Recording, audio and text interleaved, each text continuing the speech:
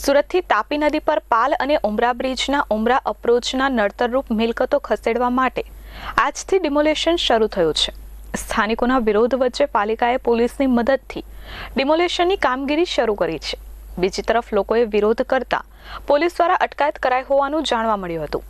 છેલ્લા 5 વર્ષ કરતાં વધુ સમયથી BRTS ફેઝ 2 હેઠળ આવતા મહત્વપૂર્ણ પાલ ઉમરા બ્રિજના અસરગ્રસ્તોનું કોંકડું ઉકેલવામાં સફળતા મળતી નહોતી। હાઈકોર્ટમાં 10 મિલકતદારોએ કબજો આપવાની બાંયધરી આપ્યા બાદ આજે પાલિકા દ્વારા ડિમોલેશન હાથ ધરવામાં આવ્યું છે।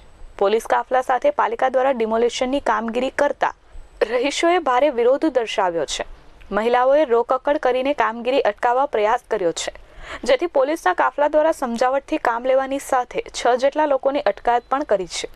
મિલકતદારોએ આક્ષેપ કર્યા કે અમને વળતર મળ્યા નથી। પાલિકાના અધિકારીઓએ જણાવ્યું કે હાઈકોર્ટના દિશાનિર્દેશ મુજબ નિયમોને આધીન કામ કરવામાં આવી રહ્યું છે। ઉમરા પાલ બ્રિજ વિવાદ મામલે 10 મિલકતદારોએ કબજો નહીં આપતા હવે પોલીસની મદદ લેવાઈ છે। અસરગ્રસ્તોએ 29 નવેમ્બર સુધી કબજો સોંપવાની તૈયારી દર્શાવી હતી।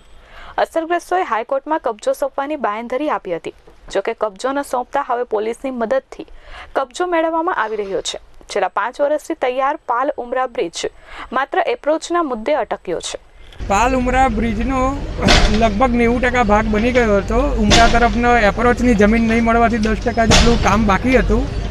એ જમીનો મેળવવા માટે આપણે કાયદાકીય જોગવાઈ અનુસાર નોટિસ આપેલી હતી। એ નોટિસની મુદત આજે પૂરી થતાં એનો અમલ કરી અને આ જગ્યાનો કબજો મેળવેલો છે।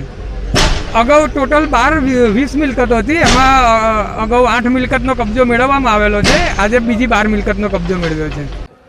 સુરત શહેરમાં જે પાલ ઉમરા બ્રિજ ઘણા સમયથી લગભગ 4 વર્ષથી એનું કામ અટવાયેલું હતું। એના કારણે સુરત મહાનગરપાલિકા દ્વારા આ વિસ્તારના જે અસરગ્રસ્તો છે એના સામે કેટલાક જે છે મહત્ત્વનું